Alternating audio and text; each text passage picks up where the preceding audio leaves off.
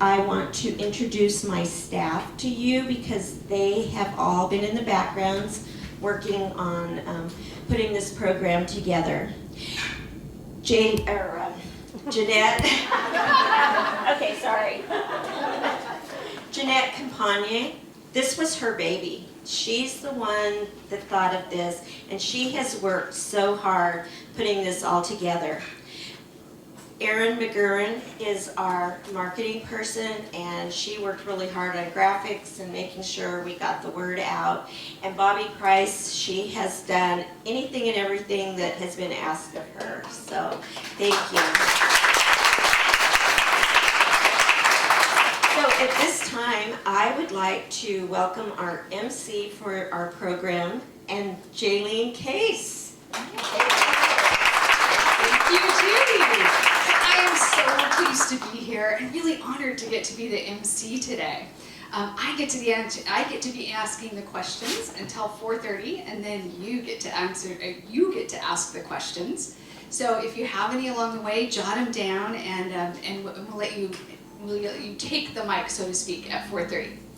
So without further ado, let's get this shindig started, and we have some special entry music for our amazing women leaders. There we go. Come on in, ladies.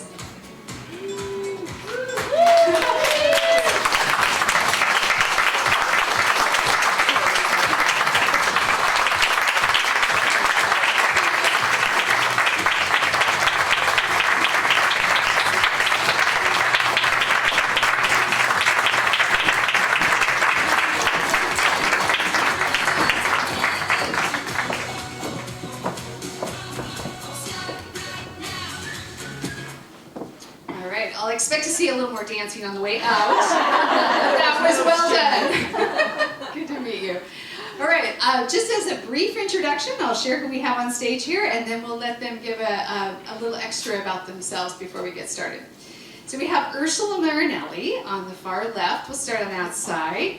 She is the Executive Director of the Pacific Communities Health District Foundation. And we have Laura Anderson, owner of Local Ocean Seafood. And Carrie Lewis, President and CEO of the Oregon Coast Aquarium, and Dr. Lesley Ogden, CEO of the Samaritan North Lincoln Hospital and Samaritan Pacific Communities Hospital, and Kaety Jacobson, Lincoln County Commissioner. So welcome. So let's just go ahead and each of you give a brief introduction of yourself in whatever way you'd like to share. You all have live mics. Oh dear. Get used to it. They are your friend. Katy, go ahead. So I'm Kaety Jacobson. I was born and raised here in Lincoln County in a commercial fishing family similar to Laura, and spent 15 years working for Oregon Sea Grant and OSU Extension, and I'm just finishing out my first term as a Lincoln County Commissioner. Thank you. Lesley. Hi, I'm Lesley Ogden. I am the CEO of the 2 coastal hospitals here in the county. I was so not born here, but wish I was.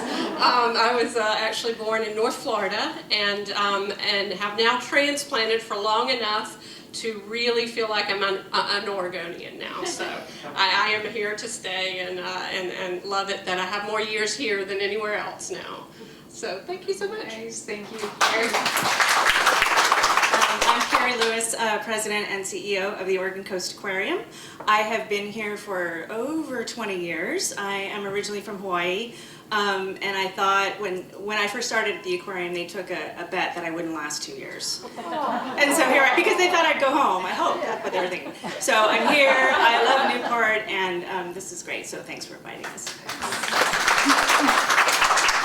Hi, I'm Laura Anderson, and I'm thrilled to be here. I'm starting to refer to myself as the founder of Local Ocean Seafoods, as I'm in the process of transitioning my company into an employee-owned company. So that's going to open up some new opportunities for me that we'll probably be talking about more this afternoon. So I'm Ursula Marinelli, and I am also the interim director of the North Lincoln Hospital Foundation. I've been in the community since 1999, came from the Midwest, and plan to stay for the rest of my life. So.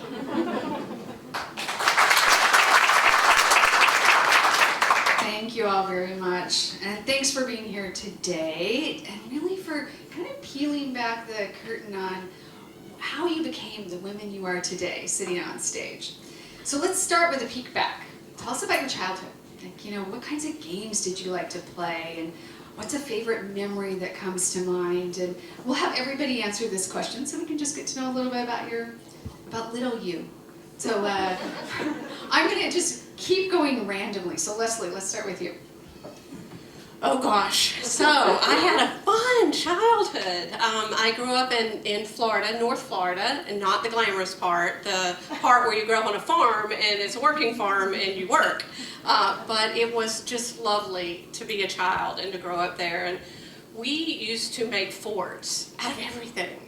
My dad would stack lumber somewhere, and the next thing you'd know, we'd take pieces and parts and have a fort built. He'd have old pieces of tin, and oh, that was a roof, and you know, we'd do all kinds of crazy things. And one of my favorite memories is of a tree that got struck by lightning in the middle of one of our fields, and it was positioned so differently. Now, these became walls, and we tunneled through by breaking off branches, and we built a whole house in the broken down tree. And the coup d'etat, the whole thing was the wall that we built on the outside from stones and wet cow patties acting as the mortar to hold it all together. So.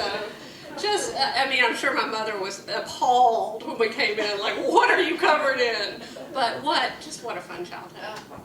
That's great. I'm surprised you didn't become an architect. Oh, yes. You never know. You just never know. Carrie. Oh, so I think my favorite memories of growing up in Hawaii were spending every Friday during the summer months with my family, my brother, my older brother, and my parents, and we would go to North Shore of Oahu to a beach called Bellows Beach, and we'd bring our little hibachi and our little spare ribs, and we would just spend all day on the beach. And that's where my dad taught me how to surf. He'd put me on his giant tanker and he'd push me out in the wave, and that's how I learned how to surf. But I also discovered Portuguese man-o-war. And so they would wrap around you and sting you, and so my mother always brought meat tenderizer. I guess that's a thing, right, Dr. Ogden? But it was a wonderful childhood, and I look back at those memories, and those are some of my favorite memories with my family, barbecuing on the beach. Nice. From barbecuing to a restaurant. So I grew up on the Washington coast in a little town called Westport, which is a fishing town, much smaller than Newport. In fact, when we moved here when I was a teenager, I thought this was a thriving metropolis. And I also was mortified that my parents would do this to me, you know, that they would move me. It turned out to be one of the best things was coming here. But every day after school, you know, I'd meet my couple of girlfriends down on the beach, and we'd run around the dunes and pretend that we were horses, and we had names for our horses, and we built little corrals and all these things. And we really were not supposed to go swimming or in the water by ourselves, but that rarely stopped us. We were warned with riptides and logs and so forth, so I want to think that we were pretty cautious, but I had a little ruse because we all shopped at Sears and had the same Winnie the Pooh clothes. And when my clothes would get all wet, I could go to my friend's house and she was allowed to do her own laundry, and I could change into her Winnie the Pooh clothes and go home. So my mom wouldn't worry so much that we were body surfing when we weren't supposed to be. But it was wonderful just growing up on the coast of Washington. I love that. Early rule breaker.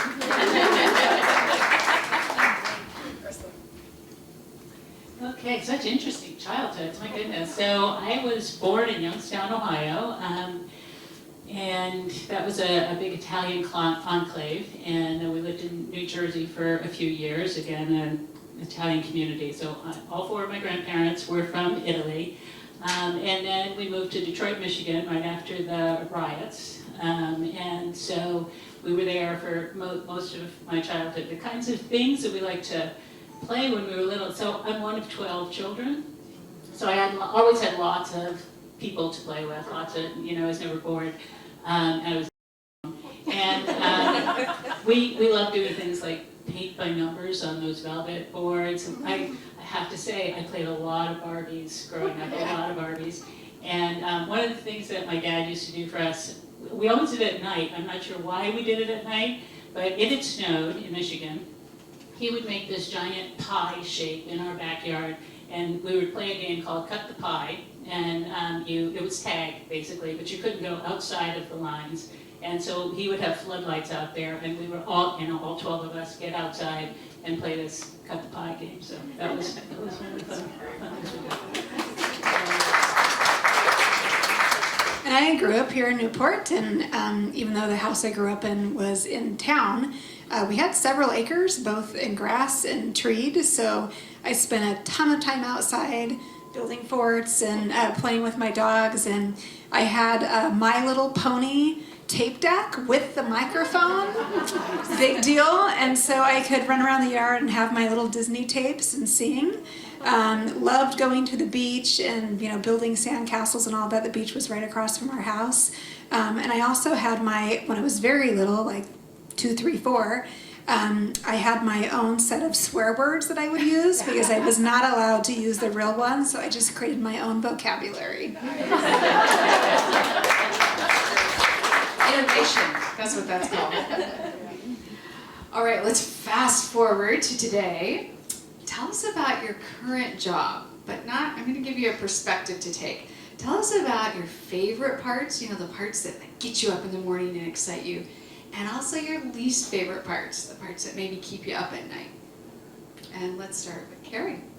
Oh, actually, we're going to start with Carrie, but now we're kind of shifting. I'm sorry, I'm going to change the rules. Y'all are rule breakers, so that's okay. We're going to shift it and we're going to start out with one person, but we're not doing this interview style. You guys just can, just go ahead and chime in. Let's have a little conversation about this. At the same time, sharing a little bit about your jobs. Do you want me to kick it off now? Yes. Okay. So what I love about my job, what gets me going in the morning to get excited, I love the people I work with.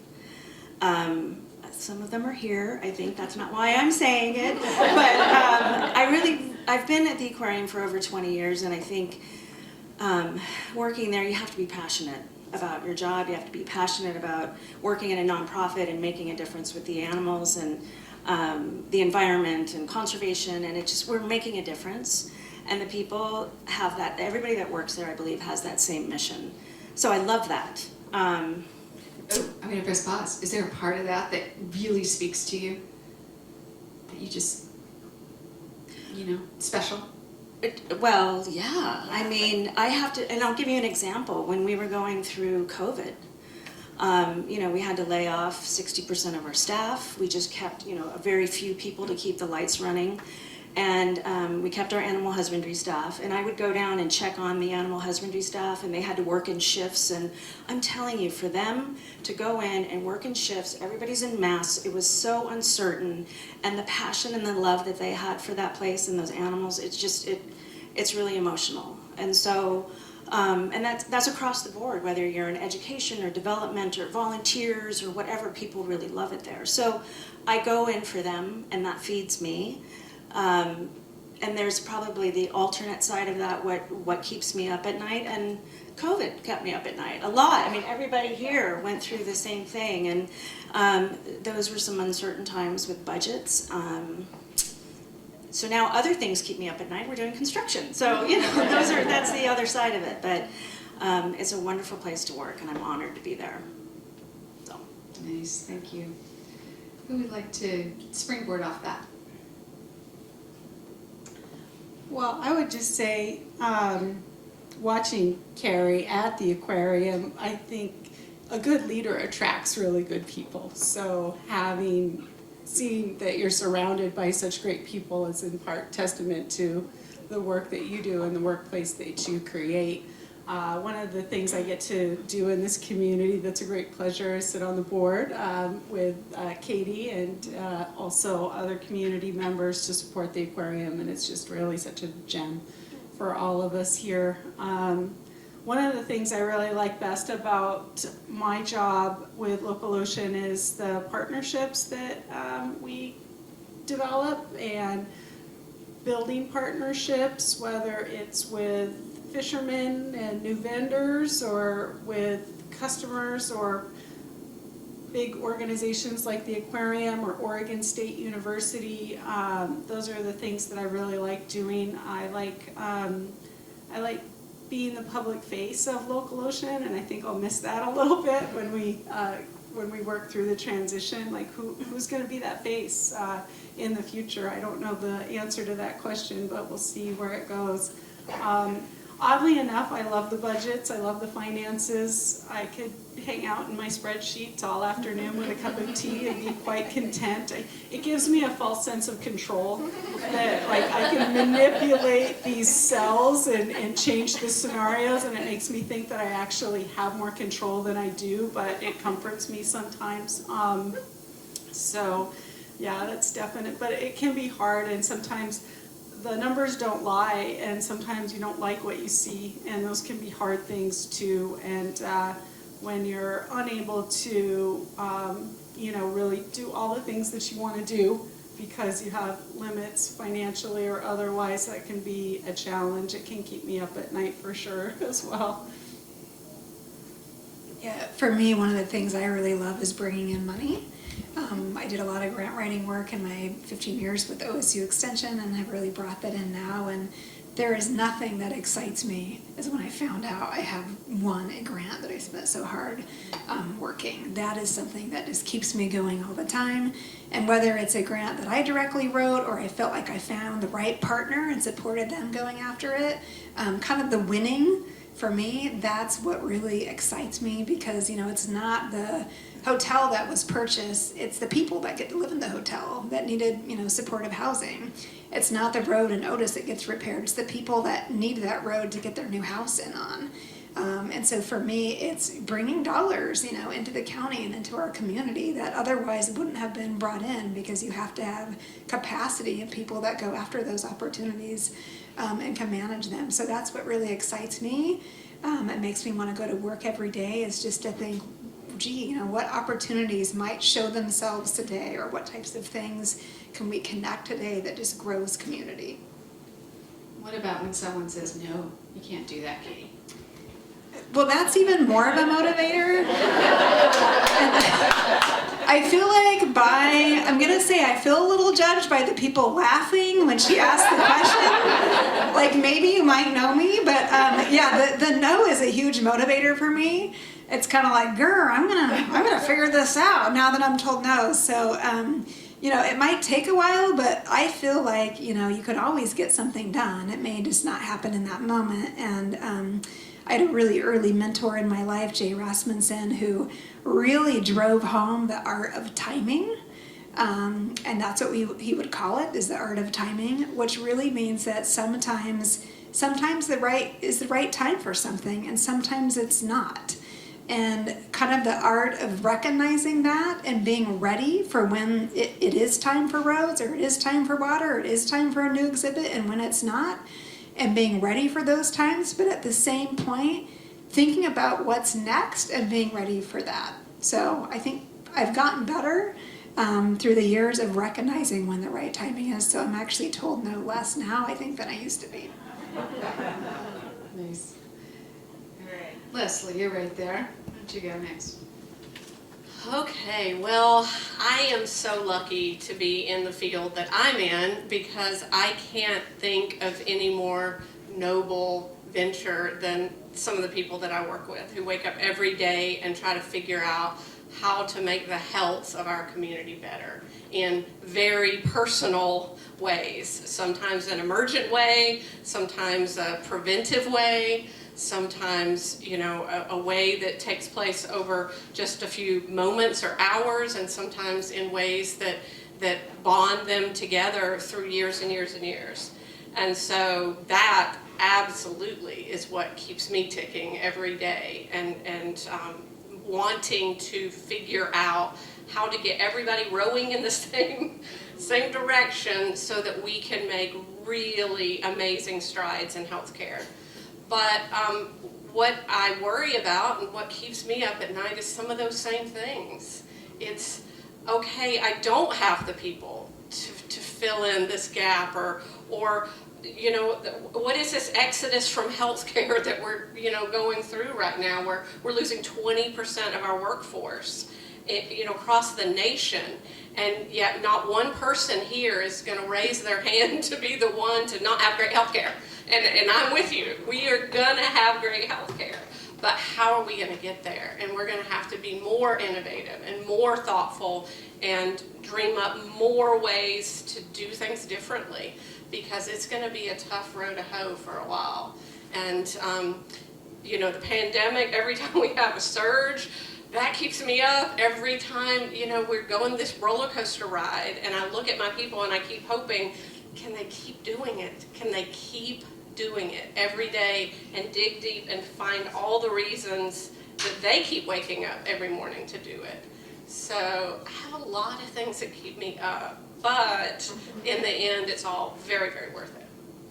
Give us a little example, something you love during your day. Something you just love to be able to do. Oh gosh, I think the best is when you get to hear from someone who got magically great care, like care at that right time, or care from that right person, or, because, you know, I get to hear all the bad stuff, and I want to hear all the bad stuff, because the bad stuff means we didn't get it right, and that gives us an opportunity to then work towards how do we make that right the next time.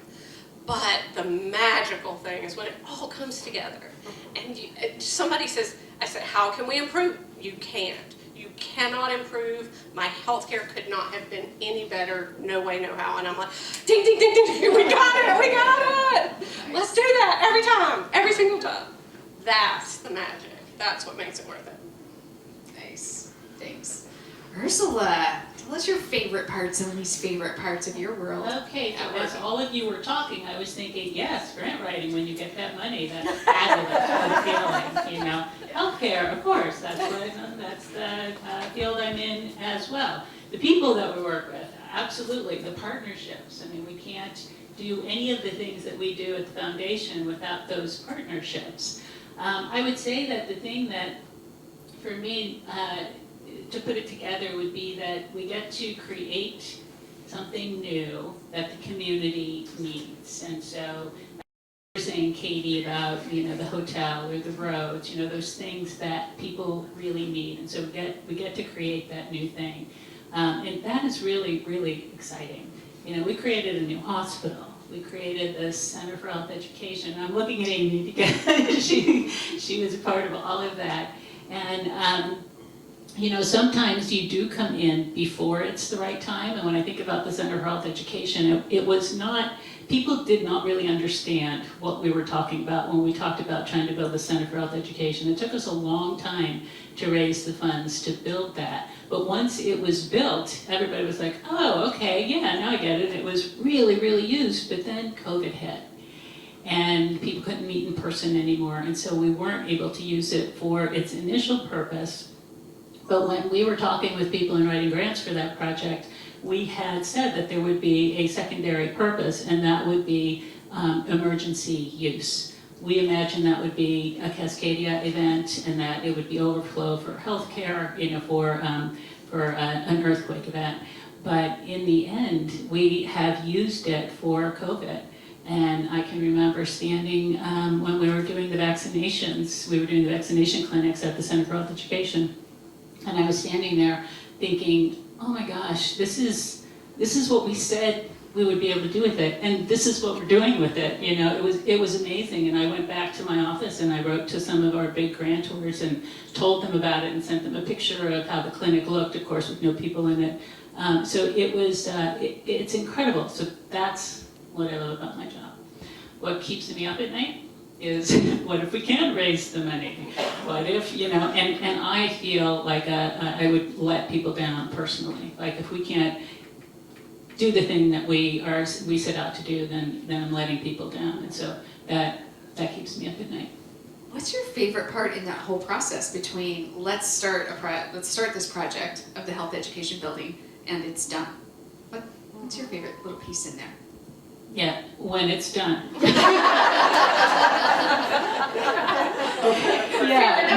It's a very creative process. So, Carla and Lesley are out there and they, work with me and they know we start talking about something and then, it's like, yeah, this is what we're going to do. And then the next day I come in and say, we're not going to really do it that way. We're going to do it this way. I'm like, okay. And everybody, it's a brainstorm process. So things are constantly changing and you talk to somebody, you meet somebody new, you get a new partner. And they, they give you these great ideas and you start to go down it, not go down a different road, but pull that road in and, recognize when things that you were doing may not be the right thing, may have to pivot. That's a big word everybody's been using now. Yeah. Yeah, just following that meandering path, that very creative, that whole process, yeah. All right, so we've heard about your childhood, we've heard a bit about your current job. So give us a few turning points. Like there's a big difference between mud pie forts and being a CEO of a rural hospital. So as you think back at those turning points, give us what are they? Well, let's see. Who have I not started with? Now I've lost track. I've been Laura, I think. Let's start. And then you guys can just chime in. Yeah, thanks, Jalene. It's funny, when I think about turning points, you think about things that you did do and things that did happen, but it seems like it's just as much the things that you didn't do and the things that didn't happen, because what I thought I was going to do with my life and what I did with my life are completely different. When I came back to Newport and did a master's in marine resource management, I was pretty set that I was going to get a job working for the Department of Fish and Wildlife or a federal agency doing some kind of marine management or science, maybe a conservation organization. And I did not get any jobs that I applied for. It was pretty demoralizing, actually.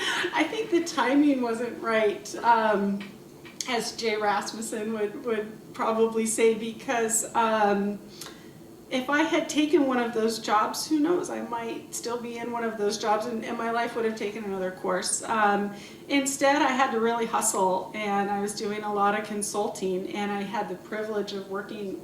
Jay hired me for some projects at OSU, actually, and had the privilege of having him as a mentor for a short time, too.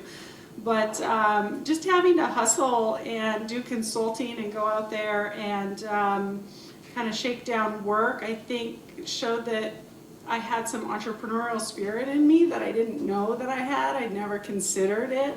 And when the opportunity was presented for me to find, I was hired as a headhunter to find a leasee for the site that became Local Ocean, and it was actually me that I had found in that process. I would have never known it. But I was lucky to have a business partner in the beginning, a commercial fisherman here, Al Pizar, who helped bolster and support my kind of young and wild ways with his wisdom and collateral, quite frankly, because apparently you need that when you go to the bank. I did not have two nickels to rub together when I started Local Ocean, and my dad, when I called him, said to me, you don't need that. You're going to put all your blood and sweat and tears into it. Just tell Al that you want to go 50-50. He has the collateral, but you're the one who's going to do all the work. I would have never considered that. And Jalene, as a good friend, has kind of encapsulated that in some ways when she says, don't limit your thinking. And I had totally limited my thinking. I can't start a business. I don't know how to do that. I don't have any money. And it turned out that didn't really matter. So. Wow. I didn't know that whole story. That's fascinating. Don't be shy. I'll go next then. Because I did have I can tell you the exact moment in my life that was the turning point.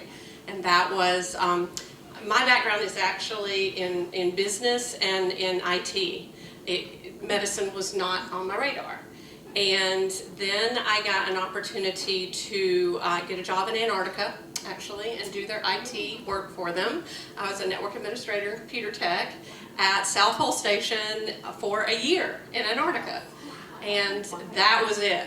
Boy, if you think something's going to change your life, go to Antarctica, sell everything you own, just go. And, you know, the two big points that came up during that year was, number one, I realized that wasn't really what I wanted to do the rest of my life.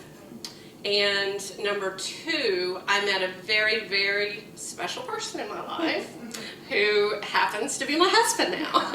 And of course, I didn't want him as a husband. I didn't want him as a boyfriend. I didn't even want to talk to him because I was intimidated. He was so smart. He was a scientist there, and boy, he knew more about computers than I did in some realms. And so it was a wonderful learning experience for me. It was wonderful to get out and meet people. Everywhere is on the way back from Antarctica.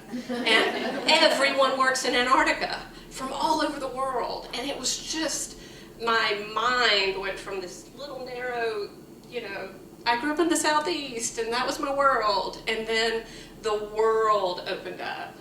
And then that was the year, of course, that I decided that medicine was my future. And at least I was too naive to realize that what I was choosing was very, very hard. I remember having conversations with the doctor there, like, this is what I want to do. I want to go back. When I get back to the United States, I want to go back to school. I'm going to get a science degree. I'm going to go to medical school. And she was like, what makes you think that you can even do that? You have a degree. You have a degree in marketing. You know, what makes you think you could do that? And I was like, well, I just think I can. I was just too naive to really consider, because if I had considered it in its total big package, I probably would have been intimidated and said, okay, no. But I just sat down with her and I said, well, okay, so if you were going to do this, then how would you do it? And I took those notes that she made me and I worshiped those notes for the next 10 years. And that's how I got through it. And then, oh my gosh, then that just opened more doors. And then that opened more doors. And then that opened more doors. And it was just the exact moment that my life changed, was going to Antarctica, spending a year there, and coming out a completely different person. Yeah. So I highly recommend going to Antarctica. It's a walkabout. It's on my bucket list. It was unexpected. What is that? There's a quote. There's something like, I don't know, what is it? Something about you make plans, but really something, the universe has something different in mind, or something along those lines, right? Yeah. Does anybody else have any stories to share about key turning points? Yeah, I'd like to share a story because I am one of those people who really likes, you know, safety and security and know exactly what is going to happen and where my paycheck is coming from and, you know, that sort of thing. And when I lived in Michigan, I worked for Electronic Data Systems, Ross Perot's old company. And I was in the marketing department, marketing communications, and I'd been there for 12 years. My daughter was 3 years old. My now ex-husband wanted to move to Oregon. And he didn't, you know, we didn't have jobs or anything. He just wanted to sell everything and move to Oregon and just see if we could make it work. And I thought that was crazy, but eventually I went along with it. I felt like, you know, I'm going to leave this safe, secure situation for the unknown. And so we sold our house, we sold everything, we piled our 3-year-old into the car, we, you know, drove cross country, and as we were driving, you know, for a 4 or 5 day trip, I got a call from one of my colleagues who said that they had closed our department and everybody lost their jobs. Oh, wow. I know. Wow. You talk about a message from the universe. So anyway, that was a turning point. Big turning point. Yeah. So interesting. These turning points are almost like the choices you don't make, or what's not there. Yeah. And if there's any others, share. We agreed ahead of time. Not everybody has to answer every question. This is not like an interview. So let's take this a little bit deeper now that we're learning more about y'all. How do you think of your personal mission or purpose, and how does it influence you? I mean, I feel like I have a key mission and then like a sub-mission. And I feel like my sub-mission is I kind of have to be doing stuff. And so even though I have, you know, the mission, I see it now, if you put me on a desert island and came back in here, I'd build something. You know, may not be on mission, but it's like I'd be doing something with that time and creating something out of nothing. That's just kind of what I do. And so, you know, I'm always building things, even though I don't always know what those things are. So I'm always trying to connect people. I'm always real interested in meeting everybody. Like there's people in this audience I don't know, and I think, oh, I want to meet them, you know, because maybe there's an opportunity there. So, I'm real connected, and I always want to be connected. But I feel like my primary mission, you know, both in my work and also just in my life, is I also always just kind of try to be the person that sheds some light in a dark place, that tries to think about the things in a perspective that maybe other people wouldn't, that tries to sort of be thoughtful, that tries to bring a different perspective to those things, and that tries to remind community about the people that maybe aren't here. I think it's real easy sometimes to think about you know, the issues that sometimes higher society thinks about. We should get rid of plastic water bottles, and we should build more bike trails. And, you know, it's real easy sometimes to forget that, you know, there's probably kids at the DHS office right now trying to find a home for the night, and there's no foster parents to take them. There's probably a family right now in the community that doesn't have a place to sleep other than their car right now. And so I feel like part of what I always try to think about is those people that aren't necessarily easily represented or aren't always in the room to say that for themselves. So that's kind of my primary mission and the filter I always try to put on with work and in community. But like I said, if you put me on a desert island, I'm going to do something because I just kind of have to be busy and constantly build things. So like I said, primary mission and then kind of a sub-mission.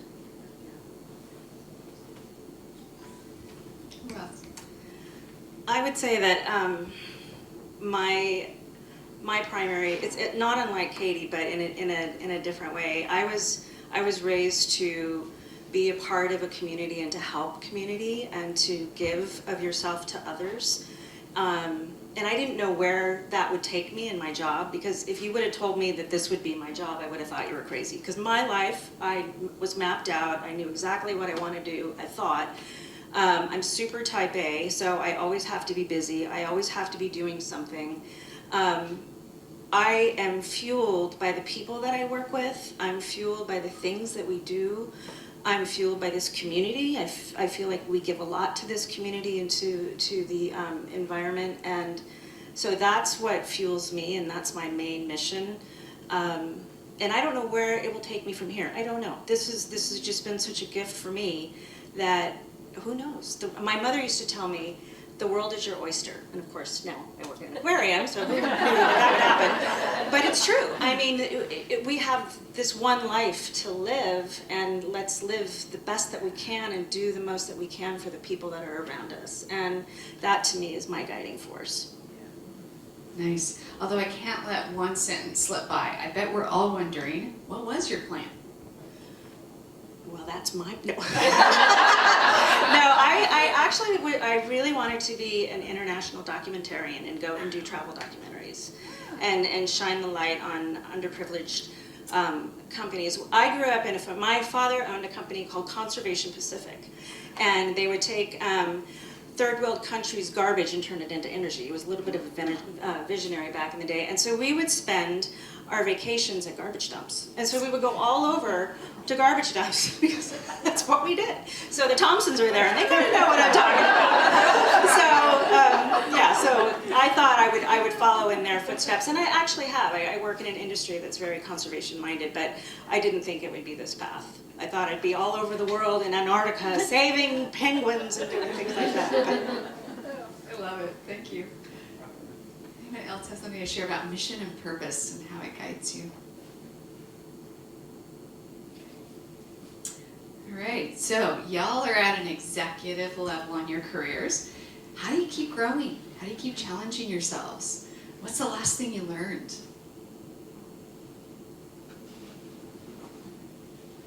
Well, I guess I'm not trying to be flippant here, but sometimes it just feels like there's so much information. And it's like, I feel lately, and by lately I mean like years now, I just felt like I have enough information. I just need to use what I have and filter through it. So I kind of have taken an approach of just not trying to push and acquire new skills and new things. It happens naturally. When a challenge arises, or when there's an experience that you have, there's an opportunity at any time. I don't feel like I have to try hard to learn or have new experiences.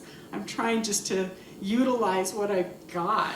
There's no shortage of ways to get more out there these days. Yeah.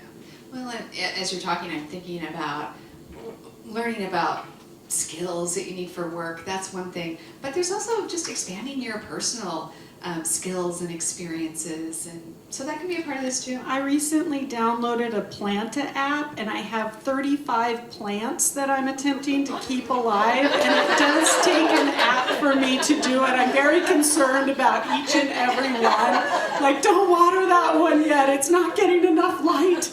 But yeah, no, there's always something fun to do out there in the world. You need a spreadsheet.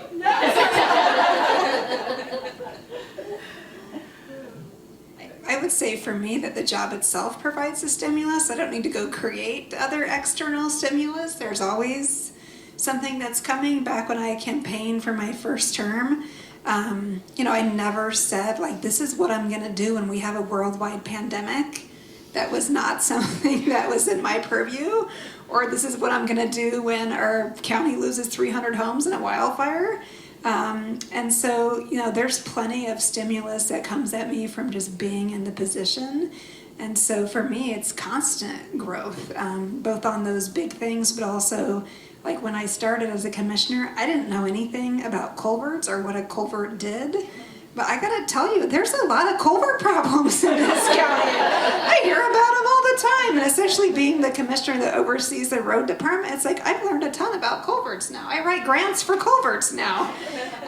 So there's just constant stimulus that comes and I find that for the most part to be pretty exciting. Certainly when it's tragedy, it's not exciting, but it is exciting to learn about how different things work and how you can help those things be better. So, but there's just constant stuff that comes at you as an elected official that you kind of go, really? Okay, culverts, that's a problem. All right, I'll add it to the list. But there's just all kinds of things I think to learn about and be engaged in.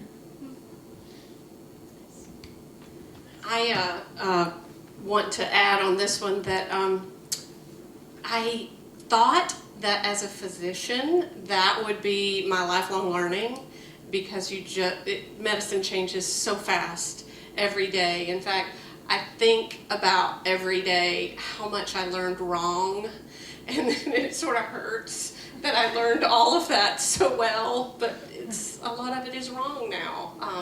And so, we always have to keep up, and I'm still licensed, and I still do all of that, and I do all of my continuing medical education. But then when I compare that to being a CEO, and I'll say it this way, but I want everybody to not think of it as being flippant. There is a game you play in the most regulated industry that I can ever even think of. I mean, short of nuclear or aviation. Healthcare is so regulated. And the better I know it, the better I can play the game for my community. The more workarounds I can figure out, and the more talented people I hire who know it as well. So this past year, I went and got my National Rural Hospital Association certification in rural hospital CEO certification. It's a mouthful, but it exists for a reason. because we spent a year studying everything down to the nth degree on how a lot of this stuff works. Everything from how billing and payments and everything in the background works to, better physician and board relations, to partnerships in the community, and just all of this. There's a science to it, but there's an art to it. And again, it's all based on knowledge and understanding of an extremely complex industry. And then of course, to add on to that, the complexities never change. I'll look at Representative Gomberg and say, hey, do you guys realize how many healthcare legislative bills came out in the past 2 years during the pandemic to further regulate the healthcare industry? Thank you, everyone. But I get it, that people they want to understand their healthcare and they want to know better how it all works, because again, extremely complex. But the better I know it, the better I can be for the communities that we serve. So that's my motivator. Like, if I don't know it, I better hire somebody who does. Yeah, and I think it's so fascinating that they had a specific program for rural hospitals. For rural. Yeah. Yes, specifically for rural, because it is so different. It is so different how things work between urban and rural.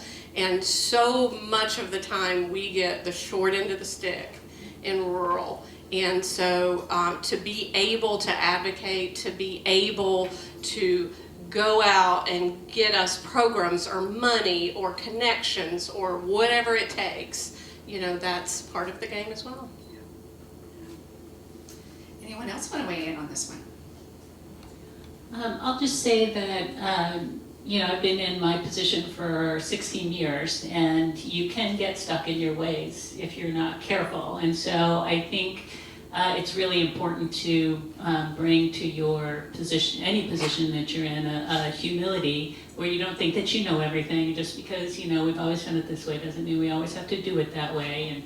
And, to be open to people's ideas and suggestions. And like Laura said, things are constantly changing. There's constant, things are constantly happening that we have no choice but to stay abreast of, because things are changing. And I think a lot about the Black Lives Matter movement, and a lot more awareness about inclusion and equity in the workplace. And so to me, that was really interesting. And so when I was given the opportunity to be on an Equity and Inclusion Council at work, and also within the community, I took that opportunity because I didn't know very much. I realize now I knew nothing. And so, being really open to that kind of thing. So that's one of the more recent things that I've really tried to learn to improve. And I have to say that I'm going to do a shameless plug here, but the book White Fragility, I just highly recommend if you haven't read it. It is a really, really great place to start. Such a great book. I'm going to second that. That's a wonderful book. Just real quick, I'll touch on that, because in our industry, the zoo and aquarium industry, things are changing all the time. And our little aquarium here sees over 500,000 people a year, and it's our job to present the information on trend. We have diverse audiences that we need to be aware of, we need to cater to, we need to be more inclusive. These things are changing so rapidly, so I need to be a part of that. Obviously, we need to be a part of that. And so where I find my motivation is within my small zoo and aquarium community, and we were very close. And so it's really important. DEIAJ is huge for us.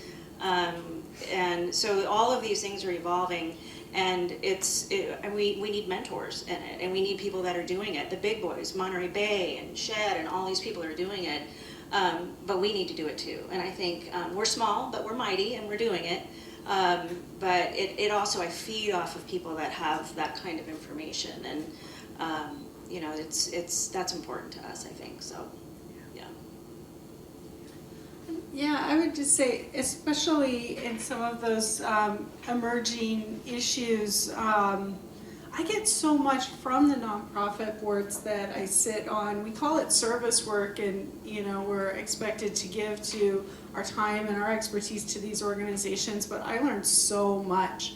One of the boards that I'm privileged to sit on is the Nature Conservancy of Oregon, which is just a very, very well-run, very well-structured organization. I've learned a lot about organizational change and strategic planning and marketing and communications and diversity, equity, and inclusion just by being with other people who do that work. So it is a great place to learn as well as give.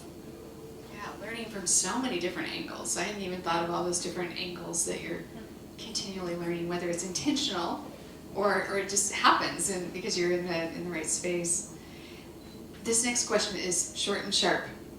How would you describe the kind of leader that you do your best to be?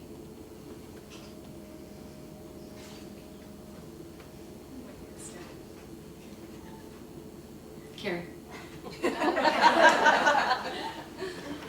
How I see myself as a leader?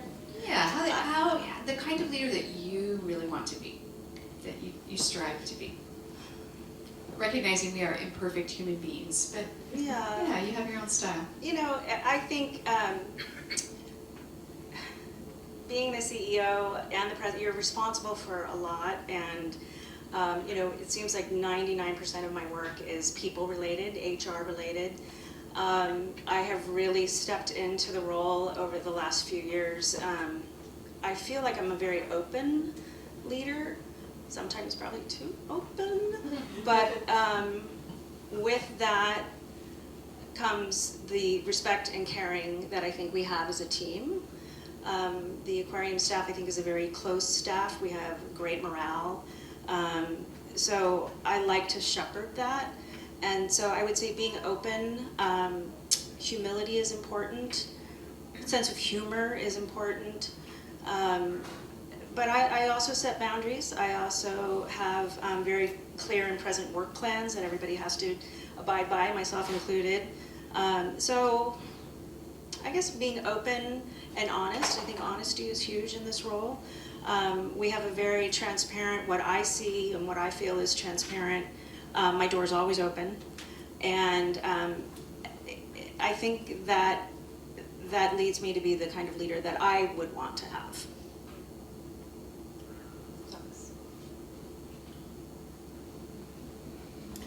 Well, I think for me it's changed quite a bit over the last few years. I started thinking about employee ownership as an exit strategy when I started the company almost 20 years ago. So the idea had been in the back of my mind, and I had consciously started to step away from micromanaging and controlling the day-to-day operations of the business before the pandemic. And when that happened, everything changed, and I grabbed the reins tight and took control and pulled all of my reflexes in to do what I thought had to be done, but found that I don't really want to do that anymore, and I don't think it's the effective way to lead either. So I've made a real conscious effort in the last year to be more of a coach for my management team than being directive. So when I meet with them, or if they're coming to me with a problem, there's some problem or something that's not going the way that they want it to, rather than trying to solve it for them, I just have some real basic questions like, what are you trying to achieve, and what are you doing to achieve that, and how is that working or not working, and what kinds of actions could you take to make a better plan? All right, why don't you work on that and let's talk about it in a week. So my whole approach in using that kind of very simple coaching leadership style has helped a lot in building capacity and building confidence in the management team to where I feel like they're in a really good place to lead. You still need a leader. There still needs to be a CEO, a president, a person that's really steering the ship, but helping the rest of the team with their own departments in their own places is really where I've had a lot of personal satisfaction, and it's really cool to see somebody overcome obstacles themselves rather than trying to solve it for them. And it does help one sleep better when you're not trying to solve other people's problems in the middle of the night too. It does wonders. Yeah, I think for me, the leader that I always strive to be is one that's most myself. And what I mean by that is we all have who we really are, like at a soul level, who we are. And then we have all the trauma we accumulate as people, and we have the masks that we put on, and we have all the little hurts we have from past employees or past bosses or all these little things we pick up. And those things create a barrier for other people to get to us. And so if you're someone trying to connect with someone and all their trauma is present and their mask is on, it's really hard to connect and build a relationship with that person. And I think we've always had the experience where you're kind of like, wow, I spent an hour and a half with somebody, but I just feel like maybe their representative showed up and they weren't really there, right? And so I feel like for me, the leader I try to be is someone that I work on my stuff and remove all of those barriers so that I can actually be present in my fullest self. And a large part of that, besides pulling the masks off and dealing with all the hurts that we just accumulate in life, is also really making that ego go away. I think ego is another thing that gets in the way of people like truly having that connection and being a leader. And so those are active things that I always work on, is making sure that the space in front of me is clear, and so that people can actually come and join me where I'm at, and that my fullest, biggest self is forward. I have never heard it described like that. That is really beautiful.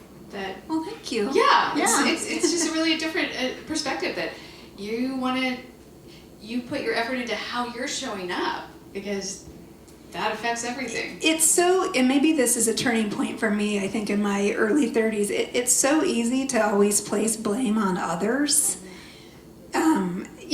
Whether it's in personal relationships or work relationships, it's so easy to say, you suck, Jalene, you're hard, I don't like you, or whatever, you're mean. It's a lot harder to turn that mirror internally and say, how am I actually showing up? And am I actually dealing with my stuff? And I think the more you deal with your stuff, it's just much easier, to be your authentic self, which feels a lot better once you do that work, but then it's just a lot easier for people to connect and be with you. And spoiler alert, it's not necessarily easy to do all that. It is something that takes time, but I will say that as you become practice at that, it does become easier and easier, because it feels really good too for you to have that stuff out of the way. Yeah, thank you. Well, medicine is a very hierarchical industry, and it's not always friendly. At least it hasn't been in the past. And I have to just take a little side jaunt here to say that we're really trying to pay attention to that when we do hiring anymore. That it used to be we would get a great resume and we'd say, oh yes, this is exactly it, let's hire them, almost sight unseen. Now we spend a lot of time making sure they're a personality match, asking them questions like, oh my God, are you nice? Yes, you have everything that's on a resume, but are you nice? Because we want to create a culture and a climate that is so different in medicine than it ever has been. I mean, you should never wonder if you have a partner with your health care. You should never feel that you are pushed away, that you're not part of your own decision making. And so that's what we come into when, as leaders in healthcare, is we come into this baggage-filled, scenario. And so we have to figure out, okay, how do we cut through that, and how do we lead differently? And so I think we've done some things that have been very positive and well received. Like when we were opening up the hospitals, we told all of our teams, we're in this together.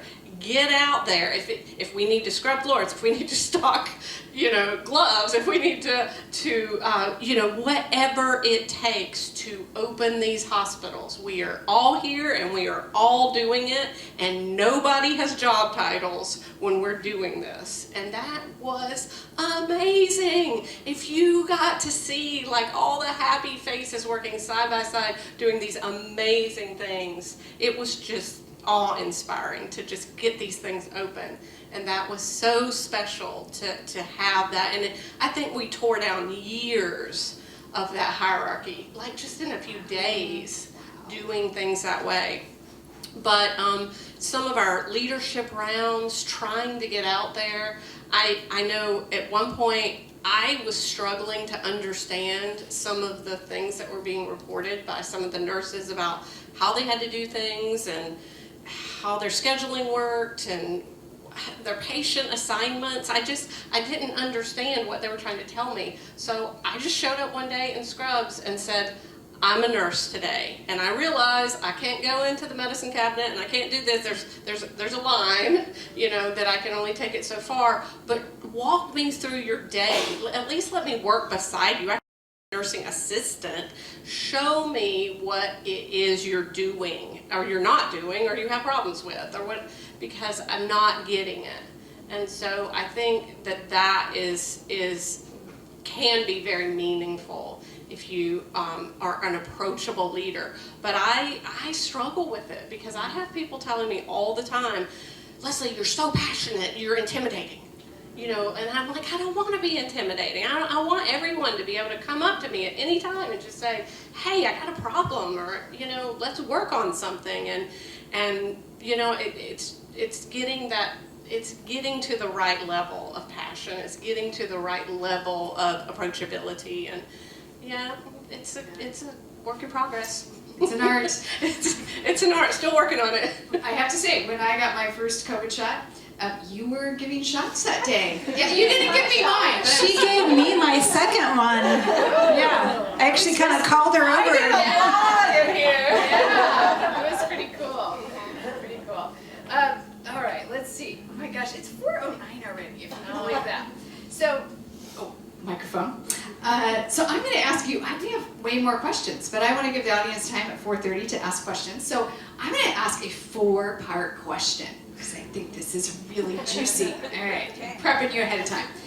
So give us a peek into how you handle fear when it shows up. Okay, so here's the 4 parts. Bring to mind, what's the last thing you did that scared you? And then what kind of internal dialogue did you hear? Kind of give us a peek inside. And how'd you get beyond that to actually do what you really wanted? And for bonus points, what'd you gain from that experience? I know that's a lot, but you can talk about it really in however you'd like to talk about it. But give us a real peek into reality when fear hits. Who's brave? Who wants to be brave and, good job, Ursula. Okay, so the last time I was afraid was when I got on this stage. Me too. So we are now, the foundations and Samaritan and a lot of community partners are looking at creating a substance use disorder residential and outpatient treatment facility in Lincoln County. We have not, and the Pacific Communities Health District, and Amy Thompson is one of our Health District board members. I went to the Health District Board and I asked them to consider purchasing a building over on Northwest Big Street. It was a former adult foster care building, and it can be the start of this project. There's a lot of work that needs to be done. We need to add an addition and that sort of thing, but I asked them if they would consider purchasing that building, and then the foundations, the North Lincoln Hospital and the Pacific Communities Health District foundations would raise the funds needed in order to make it what it needs to be. And I asked this question at the end of last year before knowing at all what it would take, how much money we were talking about raising. It was just a complete leap of faith. And the health district in a bold leadership move, we like to say, purchased the building. And so now we have to raise the money to create a substance use disorder residential and outpatient treatment center. So it's really scary, but it's also really exciting. And so it has that motivational drive behind it. It's so important, and we have so many really committed partners. I know it's going to happen, but the voices in my head are, oh my God, what if you don't raise the money? Oh my God, what if the neighbors are really upset that you're putting it in this place? Oh my God, what if? And a lot of that stuff comes true. Yes, I mean there are a lot of challenges to this project, but it is the gain in the end is worth the nothing worth doing is is without risk. And so we just believe that it's going to happen, and it's going to happen. So. Thank you. It's a good story. I would have to say that, I really didn't like speaking in front of 800 people a few years ago, but I got over that fear. But I think that the thing that really resonates with me that I experienced over the last couple years is on March 17th or 16th, March 16th of 2020, I woke up and I had to gather our entire staff in our lobby and say, we are closed. We don't know when we're gonna open. Most of you will not be here. I mean, I said it in different terms, but I mean, it was terrifying. It was so scary because none of us knew what was happening. And the weeks go on, and we thought, I said, oh, we'll be open in a couple weeks, and then it's months, and then it's 8 months, and during those times, I had to lead. I had to send constant communication to my staff and be the cheerleader, and we're going to be okay, and we'll get through this, and all of those platitudes, which I really, really believed. But there were days that it was hard to get out of bed, and we were looking for homes for some of our animals. We didn't know if we were going to be able to open our doors, and we got through it, and I have to say that I got a compliment. I don't get a lot of them from, but I got one the other day from a staff member that pulled me aside and said, I just want to thank you for the constant communication that you sent out during COVID to the whole team, because even though you didn't know and you didn't have the answers, you were there, and you had a sincere message of hope and trust and belief that we were all going to get through it, and we did. And I think I carry that with me, because those were some very dark days for all of us here. But being a leader and knowing you're really responsible for people that don't have jobs anymore, how are they going to feed their kids? It was awful. It was awful. So that was fear, that was anger, that was confusion. I mean, all of those emotions on that spectrum, and I think all of those emotions are related, and the other side of that is the hope and is the awareness that we're going to be okay. And that was the message that I had to keep sending out to my staff and my board, and that's the most recent visceral reaction to fear that I've had in a long time. Yeah. Thank you. It's very vulnerable and tender. It feels. I can see it in you and feel it from you. Yeah. Yeah, for me, last week was spring break, and my family and I headed over to Germany to see our oldest son, who's stationed in Germany at a military base there, and he was working during the day, so we would go out and see things. And one of the things we did is we went to Dachau, which was a concentration camp there in Munich. And because we have a 7-year-old with us, we had to be pretty sensitive about talking about what this place was and keeping him away from certain areas. And so ended up that by myself, I went through the crematorium and the gas chamber on my own.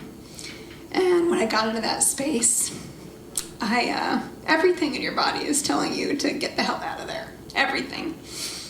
Real visceral fear. And I told myself, my internal dialogue was get out. And I said, no, you're going to stand here. And this place doesn't need more fear. It's had enough. And you are going to stand here and you are going to sit with your discomfort. And you're going to sit here until your feeling is about them and the people that died and not about you. And so it took me twice. Many people coming in to that gas chamber and running right out the other door. And I stood there and stood there and stood there and went out and dry heaved in the bushes once. Sorry to the maintenance crew, and went back in and finally got to a place where I felt like I could think about the people there and their families and leave with some peace and some care about them.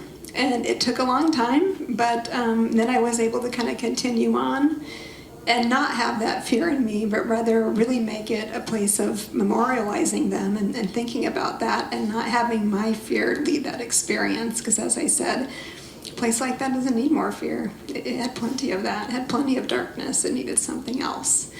And so that's the last time where I had that real deep visceral fear, and I just worked really hard to just shut that down and make it about something else and not me. Although what I hear you doing, Katy, is not necessarily shutting it down, but allowing yourself to feel that level of fear. No, it wasn't shut down because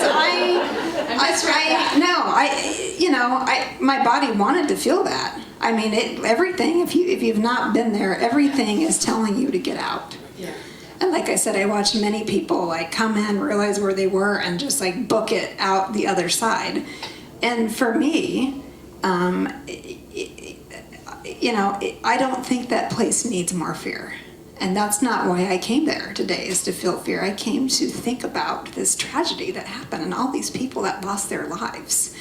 And so it took me, some time to let that fear go away, but it wasn't about feeling it as it is shutting it down and getting to a place where I was allowed to feel the empathy and the care and the concern and the peace and the love. Right? So shutting down the feeling and then getting to a place where you actually can allow something positive in, and a place that's really, really awful. By yourself. I have other tools like my husband and people I use, right, to help that. But, on your own was really difficult. And so it wasn't about feeling the fear, because like I said, I didn't think we didn't need to feel any more fear here. We've done that already. It was really telling myself just to kind of knock it off. It's inappropriate to have that here. We've already been through that. You're here for something else. Okay, got it. Yeah, not letting it control you. Yeah, thank you. I was going to say that that very similar to what Carrie said about the pandemic, and but let me even step back.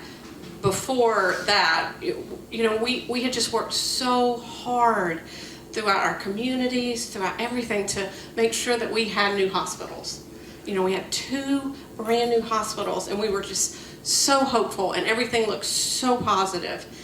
And then we get wildfires, number 1, that like literally the fear of watching a fire come closer and closer and closer to what you just built. And it's like, oh my God. And then to have everybody look at you and say, what are we gonna do? What are we gonna do, Lesley? Are we shutting it down? Are we moving? Are we going? What are we doing? And oh my geez.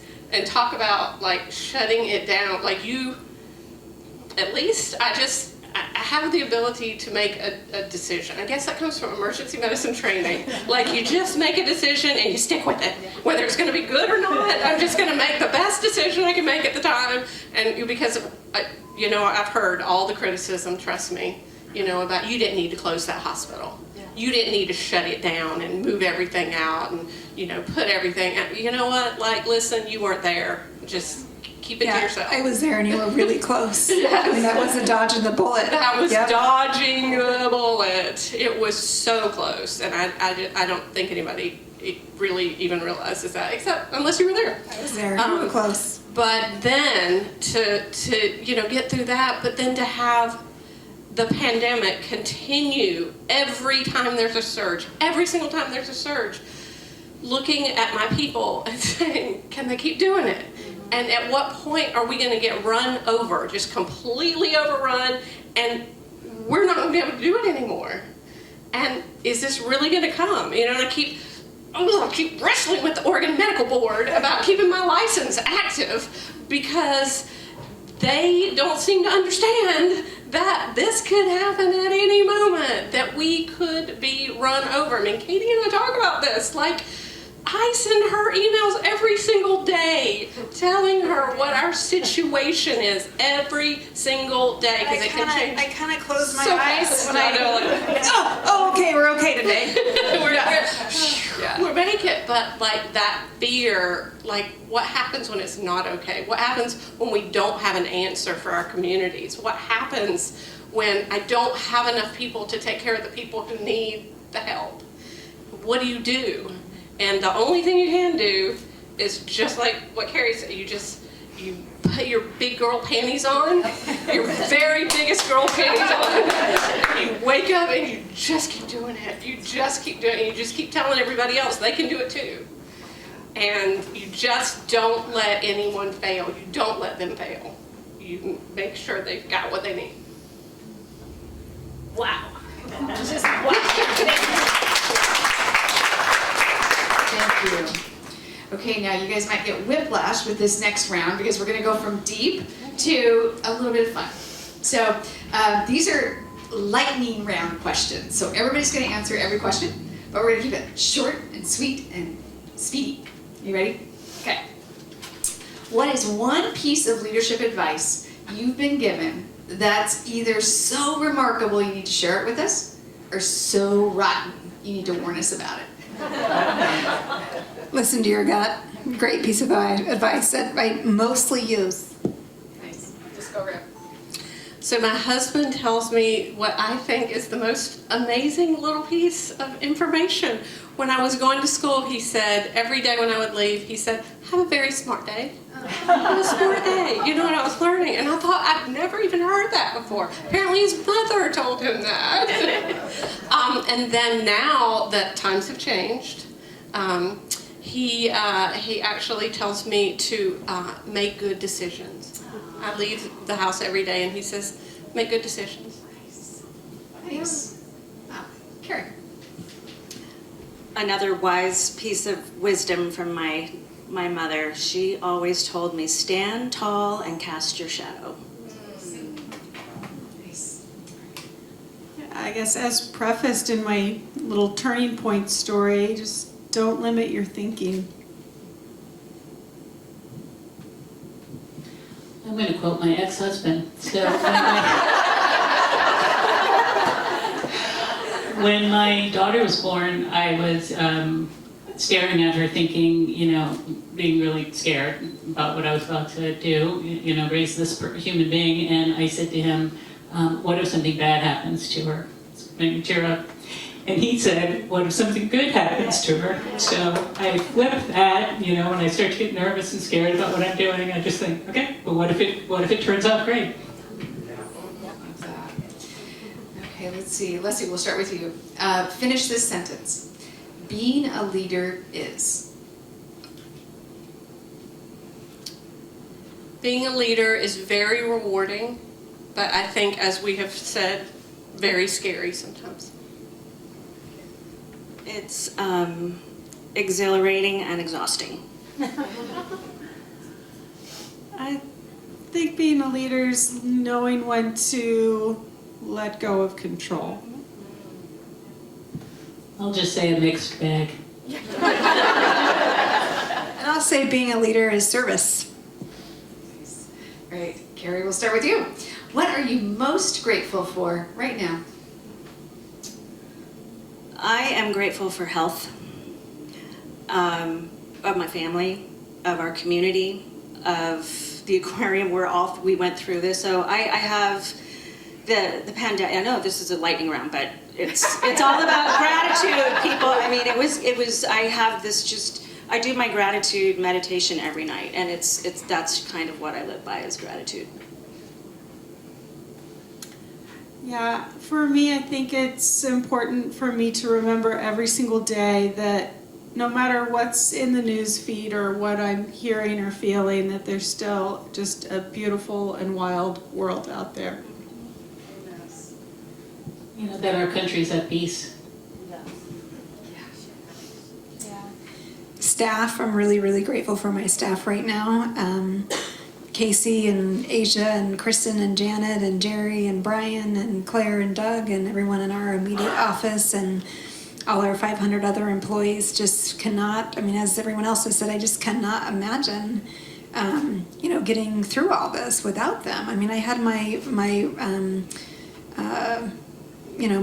road director delivering frozen turkeys and water up to Otis. I mean, everyone just did whatever they could do to be helpful, just to get stuff done and just to be of service through these really challenging times. And I'm just, really grateful for them continuously.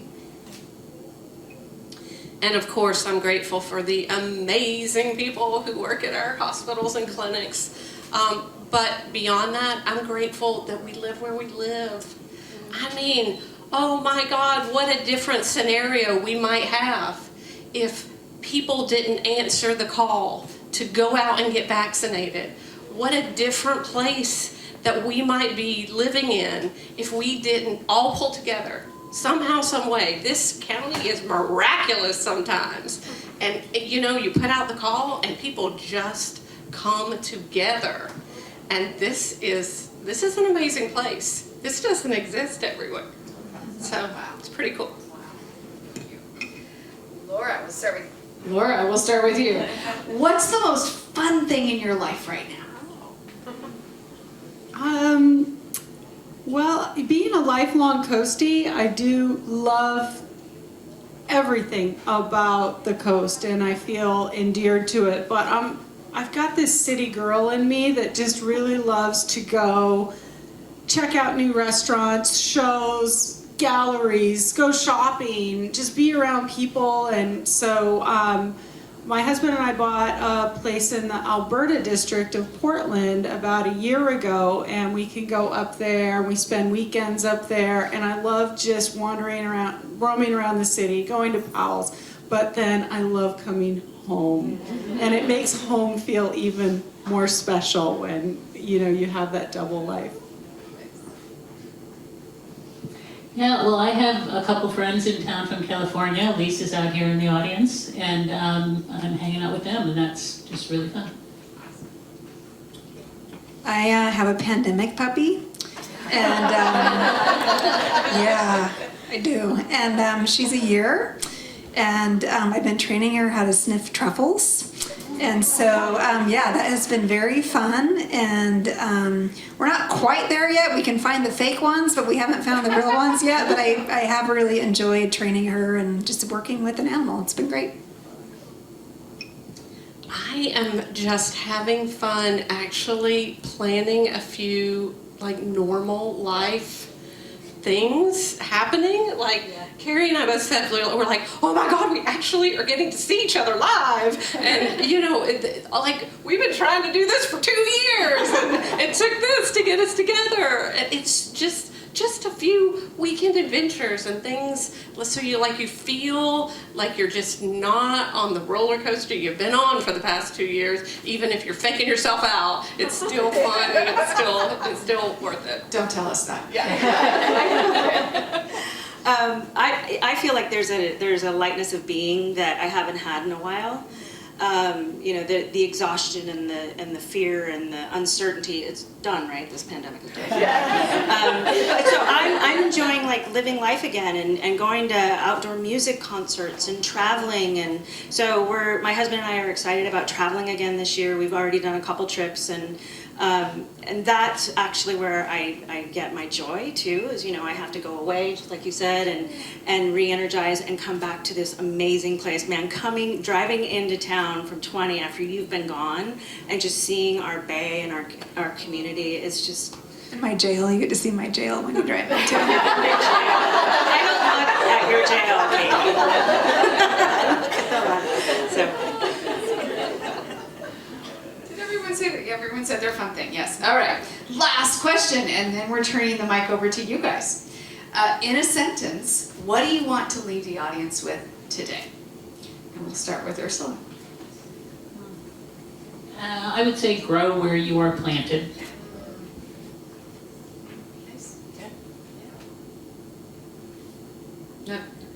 It's my turn? Okay. Yep, sorry. I feel like, we got a little heavy today, and I guess what we didn't really get into is the fun, and I would say that I certainly wouldn't want anyone, leaving being intimidated to be a leader or take on something big. There is a lot of fun, I think, engaged in it, and one of the things I really enjoy is getting to know county employees and what they do, kind of similar to you, understanding your employees. So, I got to plow snow this winter when it snowed here, which was super fun. And so, being a leader and in a leadership role can be really enjoyable. I mean, it's not all hard. There's parts of it that are really great. And so I don't want anyone in the audience leaving feeling intimidated or feeling like, not for me, I'm out of here, thank you so much, So I think we covered maybe the heavier and harder parts, but, I want everyone to leave feeling inspired and that, there's a place and a role in leadership for everybody.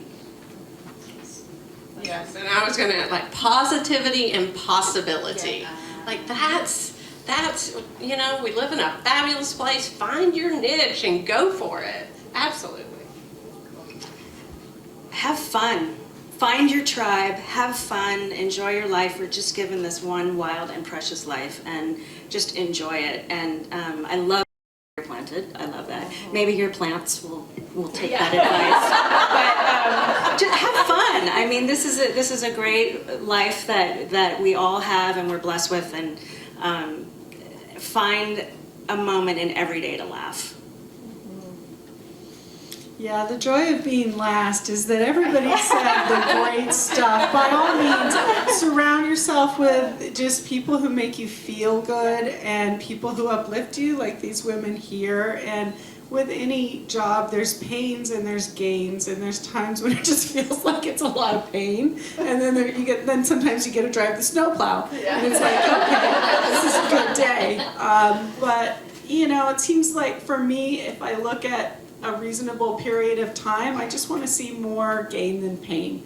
And if I start seeing that flip, then I need to really reevaluate what I'm doing and how I'm spending my time. But I just hope for all of you that you have joy in your life and that you find something that you love to do. Clearly, these women are amazing, courageous leaders because they love what they're doing, and I'm just really thrilled to be in the company of each and every one of you, and Jalene as well. Thank you. I would have loved to have heard your responses to each of these questions. We could just keep right on talking, I'm going to have tea with you, and I'm going to ask you all of those questions. We still got the questions. That's good.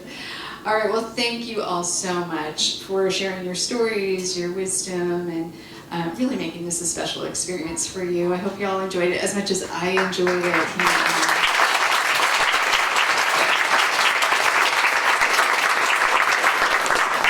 It's your turn. What do you want to know? And we do not have a live mic to send to everyone, so when you have a question, stand up, speak loud. There's great acoustics in this room, and if I need to repeat your question, I will. Yep. I'm right in front. I just want, this is for Katy. Oh, okay. Do you still use some of your secret cuss words now during? I may not say them, but I think them sometimes.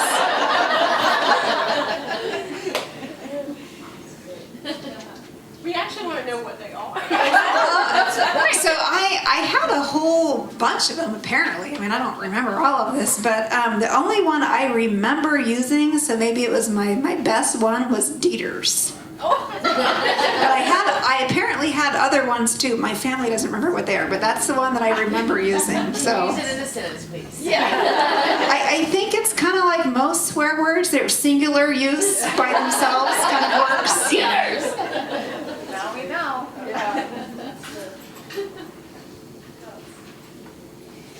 Yes, Tina.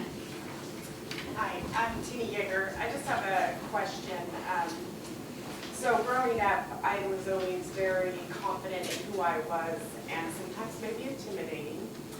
But in the work life, I was kind of a different person, and it took watching a really strong woman in a man's industry to kind of give me an example that I could be that person in a leadership role and expect to have that same kind of level. And I'm just curious if any one of you guys had someone in your life that gave you that representation to kind of motivate you to move on into a leadership role. And to be honest, it was working with Katy's dad and Ginny that did that for me. I was gonna say it was Ginny for me. Jenny was mine too. Yeah, absolutely. Yep. Thank you for asking that. That was one of the questions I didn't get to. I have several questions I didn't get to. Yeah, go ahead.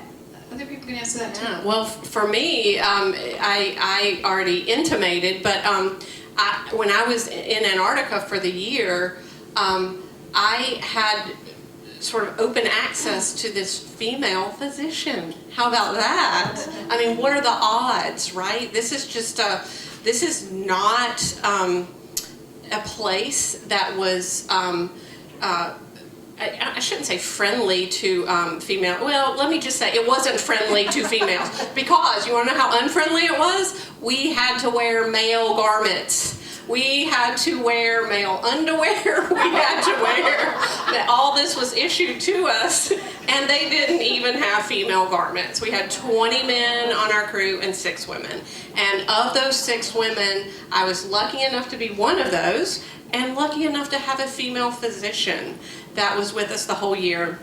And talk about a mentor, and talk about looking at someone like doing a role that I wanted to do. Man, she was rocking it in Antarctica. And she was endlessly patient with me. I mean, she was the one who got real with me too and said, you know, what makes you think you could do this job? But she also, when she understood that I was serious and that I was being thoughtful and that I really wanted to know, she took all the time in the world with me. And literally, I outlined, like, she told me, this is how you do it. This, if you are serious about doing this, this is how you need to go about doing it. She even told me which college classes to take, like in order of what you should take. She told me how you apply to medical school. She told me all the ins and outs. You know, I mean, this is just really invaluable stuff that unless you have a mentor like that, it just makes it so much harder. So I was very, very lucky to have that person, and she's still in my life. And in fact, we wrote a book together. This is like with my weight, I only wrote a chapter, so it's not like a whole book. But she included me in this, and just it was just really, she's just really inspirational. And of course, she's retired now, and you know, I'm still on my journey, so really neat.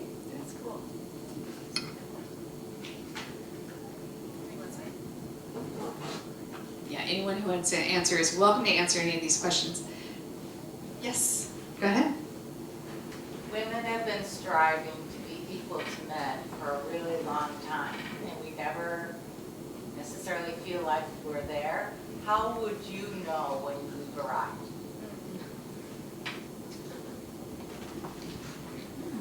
Raise your hand if you did not hear that question, and I'll repeat it.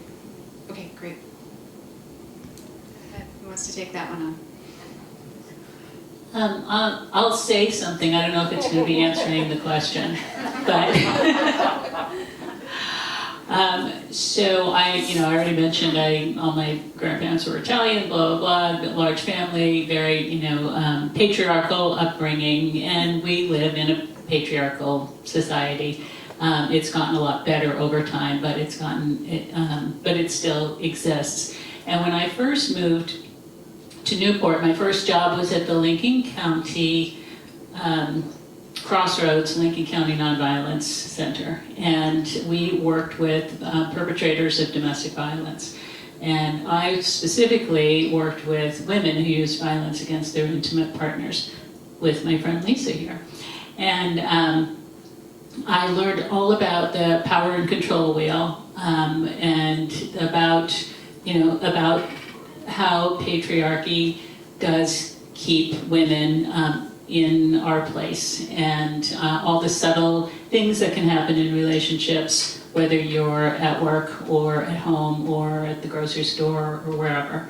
And again, you know, it has gotten so much better over time, but it still exists. And so I think for me, once I started to understand what it was and I was able to name it and see what those sort of oppressive tactics were, that again, on this continuum, you know, just things like talking over you, you know, the joke about mansplaining and those sorts of things. Once I was able to recognize those things and actually call them out, then then they had less power over me, and I was able to stand up to those things. And so for me, you know, I don't know that I don't know that I'm, you know, that we live in an equal society yet, but I think that education and being able to name those oppressive tactics are really helpful in getting us to where we need to be. I would say, and Molly, I don't know if this completely addresses your question, but there have been moments, many moments in my life where I've been told I need to smile more in meetings, or you need to not have such a strong opinion, and you need to sit back and listen to what we have to tell you, and so many different words. And that's not okay with me. And there's a phrase in my house that I use all the time, that all three of my boys and my husband, when I say everything is not okay with me, and it's not okay to talk to me like that, and it's not okay, I will sit at this table and I will participate. And I think when I stepped into the role of being a CEO in 2010, it was scary. I mean, most of our board members were older white men. Not knocking older white men, but I mean, they definitely had their way of doing things, and I came in and I had different ways of doing things. And I had one board member, God rest his soul, he's no longer with us, but he was also one of my mentors, who advocated for me to be in that position. And but I was new in the role, and he would say things to me, well, you really need to do things this way. You really need to do this. And have you thought? And so I drove up to his house one day, and I had the keys to the aquarium, and I put them on his table. And he goes, what's this? And I said, obviously you think you can do better than me. And he went, whoa, whoa, whoa, whoa, whoa, whoa, whoa. And I was serious. I mean, you can't, I mean, that's not okay with me. And we had a long conversation, and there have been situations like that in my life where I've realized that I've owned my power, and it felt good. It was scary, but it felt good. Another time is when Governor Brown came to the aquarium, and we were giving her a tour, and most of our directorate staff, they're female. And I was introducing her to them, and she goes, wow, you have a fempire. And I go, I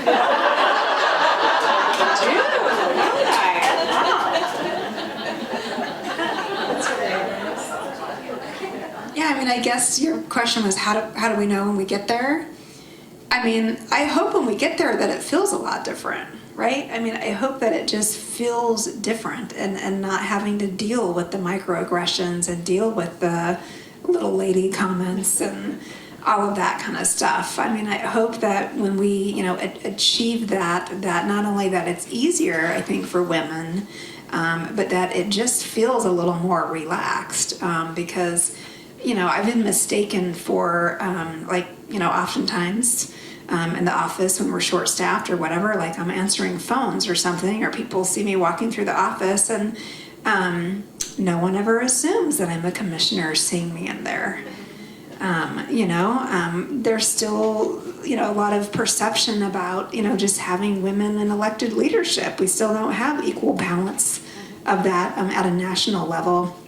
And so, you know, I hope when we achieve that, you know, equality, that things are just different because they are, you know, and I think having more women in those leadership roles inherently changes that, you know, and being in science for so long, what I really saw is there was a lot of women in science, and they were the one woman, you know, just like you were talking, the one female physician, you know, in Antarctica, there was the one woman, you know, that made it to the top, that made it to be a dean, that made it to run a department, to have her own lab, that made it to captain the ship, and she was the one. And what I noticed a lot is that because they had to fight so hard to be that one, and there was only room for one, they actually, it wasn't just that they wouldn't. I think initially I thought they wouldn't help other women, and then I realized with time that they couldn't. There was room for one, and they had that place. And I see that really changing. I mean, just in the 20 years I was in science, I saw that really changing, and more space was opening up. And then I feel like the people that got into leadership, the women, could help others because they realized that it should never have been just one, and there was room for others. And so I think we know when we're there when it feels different. I guess that's the way I would sum it up. Yes, Erin. Through, especially the past couple of years, everything has been really difficult. So what do you all do to stop yourselves from burning out? Because as leaderships, as women dealing with it, like it's your problem. So what do you guys do to not burn yourselves out? Like hobbies, what? I am currently probably getting a D- in this category. I was going to say, I think we all need lessons in how to do this better. Yeah, boy, it is tough. I can't tell you how many days that I have had to motivate myself to get up and participate and just have an attitude adjustment to keep getting up and doing it. I think I'm lucky that that's my personality mostly, but this 2 years has done a number on, however positive you can be. I think surrounding yourself with people who can refill your cup, so to speak, if you can't do it yourself, is very important. And I've been accused of having the same amazing female team. Yeah, I'll know whether we're there whenever people stop complaining about all the great female leaders we have in medicine. Really, you have a problem with us? You should be celebrating. We have the best. Because you know what? I never set out to hire females. I hired the best. And you know who's the best? The females are the best. But yeah, surround yourself with those people who can take a bad day and turn it into a good day. Whether that be your family, your workmates, your friends, whoever you need around you to do that. Have humor. Sometimes I actually come home and I tell my husband, you have to make me laugh, or you have to put something in front of me that makes me laugh. And God, the stress on his face. And I'm like, I need to laugh. Either that or I'm going to drink. One or the other. You're going to make me laugh. Or maybe both.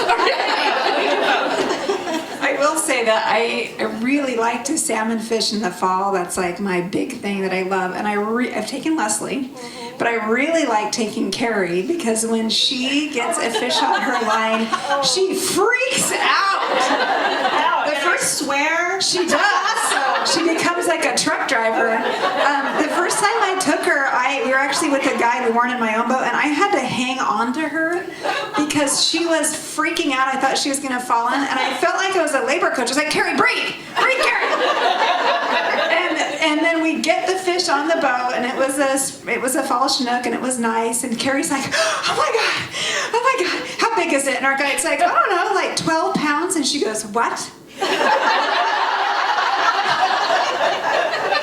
that 12-pound fish by the time I got home was 20 pounds. I was telling everybody to fix. But that was actually a legendary story. And I think what we're saying is find your tribe and find fun things to do. And it's so hard. It's hard to get out of bed some days, especially in the last couple of years, and be there for everybody and be the leader and be excited. Or just be present. Just be present is difficult. But go outside and be with your tribe and go for walks and hikes and bring in those effing salmon. It's just, again, just find your joy, whatever that looks like. It's different for everybody. But you got to find it and you have to feed it. And I also want to say delegate. We don't have to do everything, and we are not indispensable. And so when it's my day off now, I don't check my work email because I put a backup on my work email and on my voicemail. And so somebody can be helped, and my staff knows how to find me if they really need me. So I don't have to check my email. So. You should be an example for all of us. How do you do that exactly? I just started it last month. Honestly. It's fabulous. It's fabulous. I think you should start a movement, right? I know. Everybody do it, really. Just put it back up. And so if somebody needs something, they can find, they can get help. It doesn't have to be you. Yes, Bobby? What is one piece of advice you give yourselves as you are embarking on your leadership journey, that kind of scary leap into your positions? I would say be fearless. Just do it. Go for it. Do it.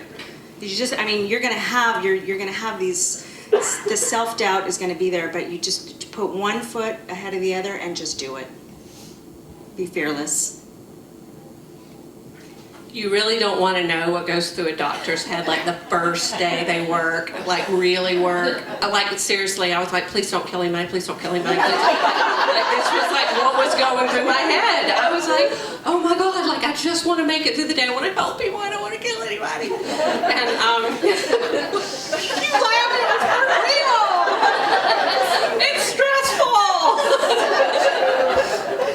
But that's exactly it. And you're like, you can't. I was like, I've gone way too far now to fail. Like, do I just turn around and walk out? I mean, my options are limited here. It's either you put one foot in front of the other, you take care of these patients, you do what you're going to do, you do it with excellence, and you just keep doing it. And then gradually, by a certain period of time, you actually become good at what you're doing, and then you don't have to be so afraid, and then people start looking at you like, ooh, you're my example now of, you become the mentor, and you become the person that they're looking at as an example of how to do things. But gosh, at the beginning it is so scary, and you have the inner dialogue we talked about, and you say all the bad things to yourself, and then you get in that good frame of mind and you just go forward. Yeah. I love this question because it takes me back at times in my life, and I just think whenever I start something big, like my inner 16-year-old comes out, my little Simone, which is Katy's daughter, which is like, nobody understands me. I'm all by myself. Why doesn't anybody get this? And I just had to do everything. And I still have that. I'm 52 years old now, and I still conjure that up. So now I catch it a little earlier, and I can phone a friend. Or even a not necessarily a stranger, but if somebody wanted to call me and say, Laura, I'm thinking about a food cart or a restaurant, I would talk to you about that. You don't have to be alone. You can just reach out to people for sure. One of the little joys I've had throughout my life is journaling. And I've kept all these journals under extreme lock and key measures because it's terrifying. I have one best friend who knows what to do with them in the event of my demise. But it's so cool to look back at my journals from even my 20s and 30s and 40s and sketching out my dreams and writing about the things that I wanted to do. And I'm like, oh my God, that happened. Jeez, I actually did that. I can't believe I was thinking about that. I sketched a dock box 25 years ago in one of my journals before I even started Local Ocean. It's in there. It's wouldn't it be cool if there was a little meal kit that had local seafood and stuff? I mean, it's not the most novel concept, but still, it's really fun to see that. So I'm a big fan of sketching. Of sketching little word diagrams. I make my own wordles and I journal and just kind of free flow it. And maybe in 10 years you come back to it and you go, oh my God, I actually envisioned that and it happened. One more question, Carla. Okay, so Ursula's story about being a child and playing the tag game Pet the Pie reminds me of the poem Color Outside the Lines. And so I was thinking sometimes in your leadership journey you are able to cross over the line and to sort of get outside of this confined and contained space. And so my question is, what is your proudest moment for anybody, Ursula or anyone, what is your proudest moment when you were able to cross the line to achieve something that you wanted to achieve?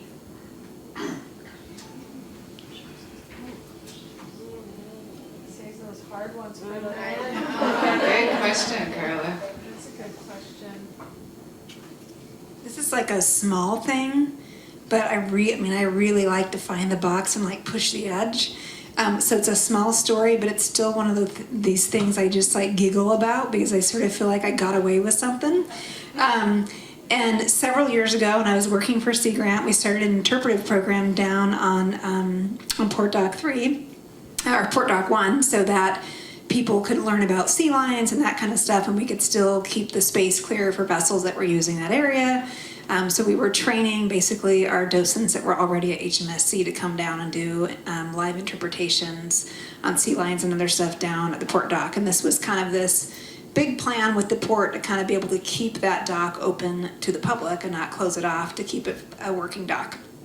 And so we got my now husband, Mark, who was just my work partner at the time, and I went after some funding and to kind of like start up this big program and do all the, little biofacts, which is like a fake sea lion jaw and all this stuff to show the public. And one of the things that we really needed with this grant money we got was some type of shirt or something where you would know that this is a docent and not just some random person with like a sea lion jaw down on the bayfront. So anyways, and also that then and using that space would know like, oh, there's David, he's the docent guy, and I can go tell him to help me move all these people out of the way to bring a forklift in or whatever.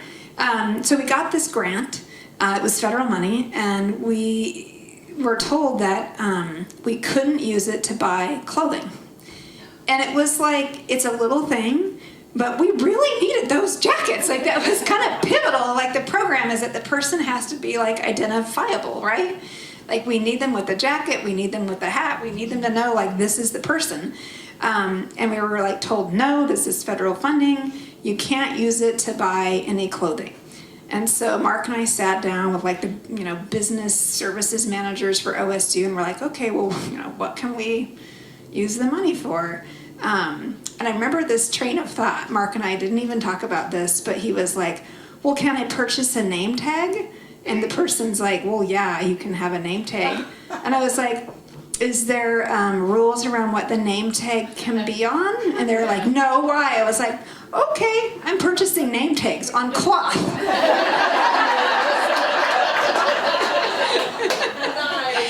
And again, it's just this little thing, but it was such a win, because it's like, Somebody told you no. And somebody told me no, and I was like, I'm gonna find a way to buy these name tags. Yeah.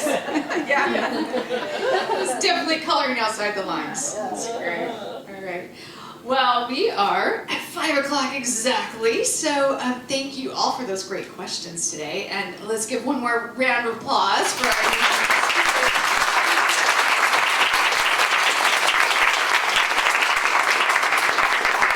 So now I want to invite you to join us upstairs for the happiness hour.